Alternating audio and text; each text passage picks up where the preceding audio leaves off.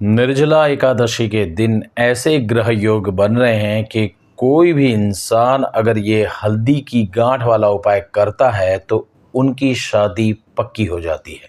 हमें हल्दी की गांठ वाला उपाय निर्जला एकादशी के दिन क्यों करना है, ये अगर हमने समझ लिया तो दोस्तों आपके हाथ में बड़ा मौका है। जिन्होंने समझकर ये उपाय कर लिया तो गारंटी है कि उनके घर में शादी के योग जल्दी बन जाएंगे।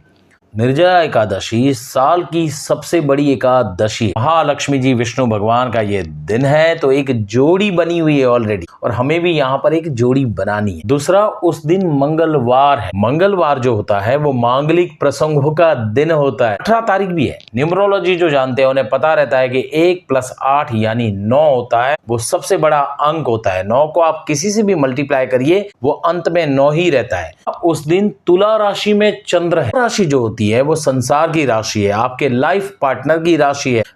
जो विवाह करना चाहते हैं उनको तुला राशि में उपचार बताए जाते हैं। आपको तो नेचुरली ये मिल गया। गुरु महाराज वृषभ राशि में है। वृषभ राशि शुक्र की राशि है और कुदरती तौर पे वो कुटुंब की राशि है। कोई सदस्य घर के अंदर आता है तो गुरु जो है वो संतान और विवाह के लिए शुभ माना जाता है। विवाह का कारक है। वृषभ राशि में होने से आपके घर में कोई आएगा, कोई मेंबर ऐड होगा। कि मंगल की दृष्टि चंद्र के ऊपर है, यानी कार्य हमारे शीघ्र होंगे, फटाफट। सबसे बड़ा कारण है उस दिन स्वाति नक्षत्र। स्वाति नक्षत्र राहु का नक्षत्र, तुला राशि में जो नक्षत्र बनता है ये बड़ा ही अद्भुत नक्षत्र है। आपको पता होगा कि जो चातक पक्षी है वो सिर्फ बारिश का पानी स्वाति नक्षत्र में पीता है। अब यहाँ पे एक सिंबल आप पकड़ लीजिए कि जिनके विवाह विलंब से होते हैं, लेट होते हैं, आपका चाहे लड़का चाहे लड़की हो, वो देखने आते हैं, चाय पीते हैं, कॉफी पीते हैं, मिठाई खाते हैं, लेकिन बाद में जवाब नहीं देते, या वो अन्य रिश्ता जोड़ देते हैं। यानी या तो फिर मनपसंद लड़की या लड़का नहीं मिलता है, या तो हॉरोस्कोप मैचिंग नहीं होती है। तो ये उपाय कोई भी कर सकता है। देखिए, अगर आपके पास हॉरोस्कोप है ना, सस्ते में मेरी तरफ से आपको सलाह मिल जाएगी। दिए गए नंबर पे आप कांटेक्ट कर सकते। अगर आपके पास जन्म कुंडली है तो आप जानिए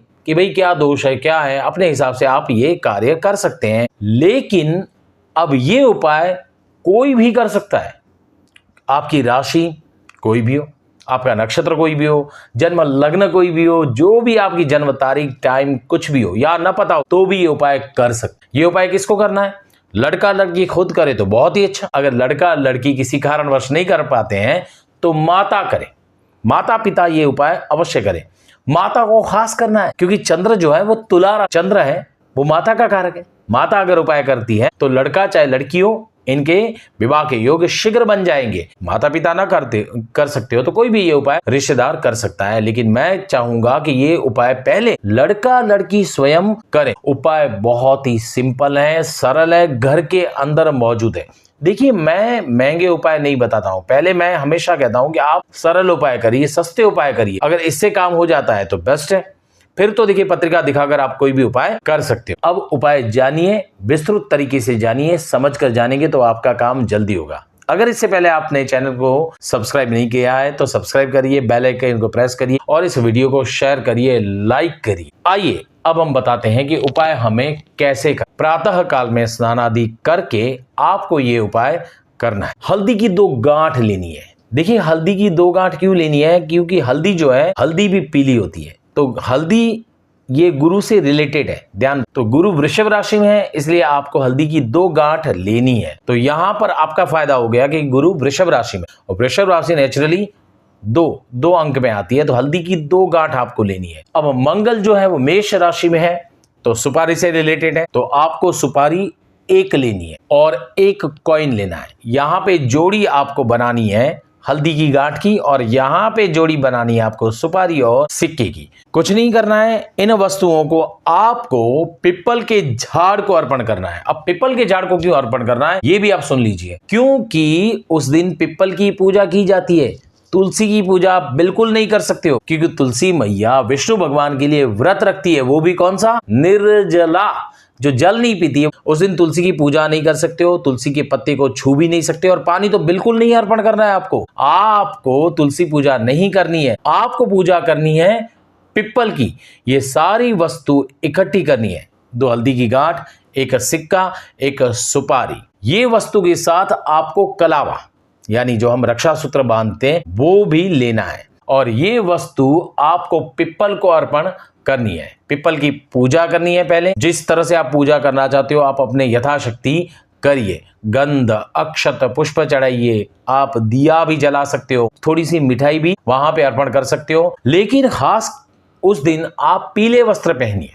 देखिए, पीला वस्त्र पहनना जरूरी हो, और पीला अगर आपके पास ना हो तो पीला टीका लगाइए, या तो पीले रंग का रुमाल अपने साथ रखिए जो पूजा करना चाहता है पिप्पल की। अगर माँ करती है तो माँ पीला रुमाल रखे या पीले वस्त्र धारण करें। जो भी करता हो, लड़का लड़की अगर खुद करते हैं तो वो भी पीले रंग का वस्त्र धारण करे। अगर वो वस्त्र धारण नहीं कर सकते हैं तो अपने हाथ में पीले रंग का रुमाल अवश्य रखे। पिप्पल की पूजा करनी है। पिप्पल की पूजा करने के बाद ये वस्तुएं सारी आपको अर्पण करनी। देखिए, आपकी जन्म राशि कोई भी हो, इससे कोई मतलब नहीं है। आपके घर में कोई भी दोष हो, पितृदोष हो, नाग दोष हो, जो भी दोष हो, कितने प्रकार के दोष होते हैं, वो सारे दोषों तो भी ये मिट जाएंगे।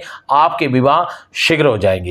ये वस्तुएं आपको पूर्ण श्रद्धा से अर्पण करनी है और उनको प्रार्थना करनी है कि हमारी शादी, अगर लड़का लड़की हो तो उन्हें कहने कि हमारी शादी जल्दी हो जाए, मन पसंद जीवन साथी मिले।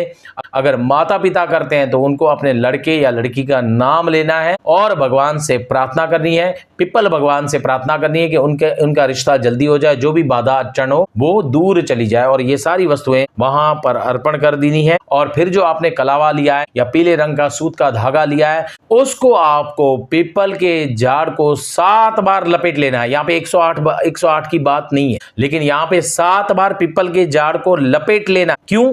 क्योंकि हमारे 7 फेरे होते हैं, तो हमारे पुत्र पुत्री 7 फेरे लें। इसीलिए ये पिप्पल के झाड़ की हमें पूजा करनी, उनको प्रार्थना करनी है। जो भी दोष हो, जो भी आपका नक्षत्र हो, इससे कोई फर्क नहीं पड़ता है, कोई भी ये उपाय कर सकता है। ये उपाय करिए, आपके घर में मन पसंद रिश्ता आएगा, रिश्तों की लाइन लग जाएगी, विवाह का तुरंत कॉल आ जाएगा, व्हाट्सएप भी आ सकता है, दूसरे दिन भी आ सकता है। 1 महीने के अंदर ये कार्य हो जाएगा। शर्त उतनी है, आपको श्रद्धा रखनी होगी।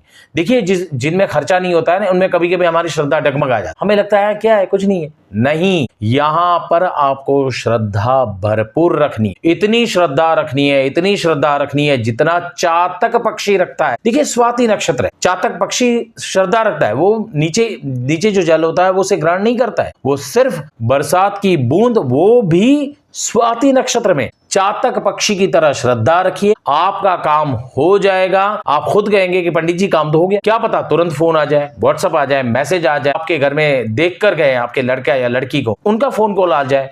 कोई कुछ भी हो सकता है। देखिए, चमत्कार हो सकता है, लेकिन जो श्रद्धा रखते हैं। मैं एक उदाहरण दूंगा। मैंने एक उपाय बताया था, एक लड़की, गरीब लड़की ने किया, उसका काम हो गया। देखो, 5-6 साल से उसकी शादी नहीं हो रही थी।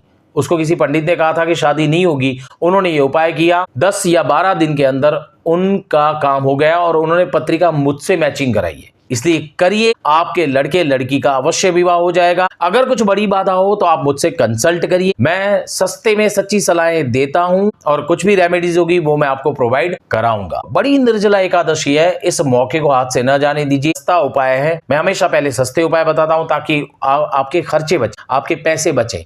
ये उपाय करिए, भरपूर श्रद्धा से करिए, तो भगवान आप सबका भला करे और आपकी मनोकामना परिपूर्ण हो। यही मेरी भगवान से प्रार्थना है। हरिओम, शांति, तथास्तु।